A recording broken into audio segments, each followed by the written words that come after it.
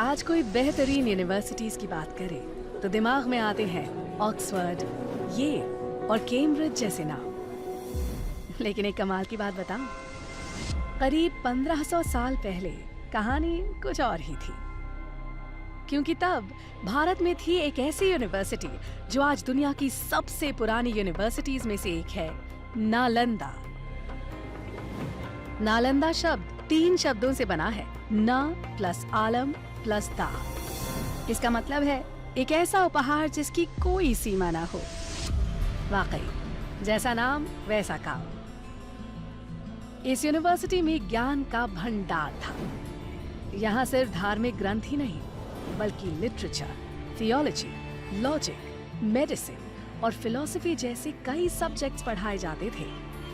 और तो और हर सब्जेक्ट का भरपूर ज्ञान देने के लिए बनाई गई थी 9 मंजिला लाइब्रेरी, जिसमें लाख 2 लाख नहीं 90 लाख से भी ज्यादा बुक्स और मैन्युस्क्रिप्ट्स थी।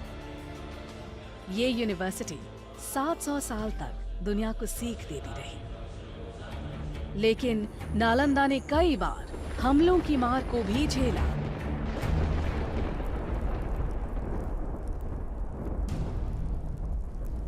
आखिरकार 12वीं शताब्दी में एक हमले में बख्तियार खिलजी ने नालंदा को जला दिया। और माना जाता है कि इसकी लाइब्रेरी 3 महीने तक जलती रही और ज्ञान का वो खजाना जो संभाल कर रखा गया था धुएं में खो गया।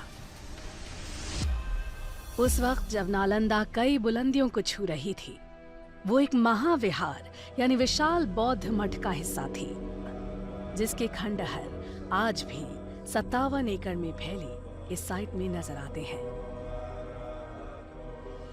कुछ रिकॉर्ड्स के मुताबिक नालंदा दरअसल आम के बगीचे पर बनी थी, जिसे 500 व्यापारियों ने गौतम बुद्ध को तोहफे में दिया। पर आर्कियोलॉजी के हिसाब से नालंदा को 5th सेंचुरी बीसी में गुप्त काल में बनाया गया था।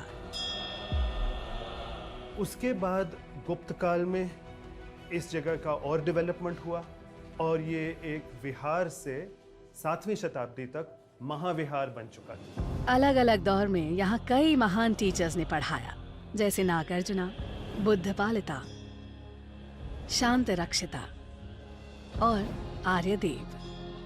और जानते हैं स्टूडेंट्स कौन थे?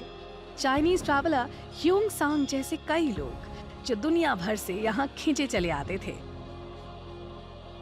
यहाँ पर पूरे विश्व से, चीन से, म्यांमार से, श्रीलंका से अनेक प्रांतों के लोग इस जगह पर शिक्षा ग्रहण करने के लिए आया करते थे इस महाविहार में। लेकिन इस सब के बावजूद नालंदा वक्त की मार को नहीं झेल पाई। इसीलिए डॉक्टर अब्दुल कलाम की पहल से नालंदा ने एक मॉडर्न इंटरनेशनल यूनिवर्सिटी के रूप में फिर से जन्म लिया। नालंदा जैसी यूनिवर्सिटी इस बात का सबूत है कि भारत का ज्ञान सदियों से दुनिया को रोशन कर रहा है। हम उम्मीद करते हैं कि वक्त एक बार फिर करवट लेगा और बेहतरीन एजुकेशन की तलाश करता हर इंसान कहेगा, it happens only in India.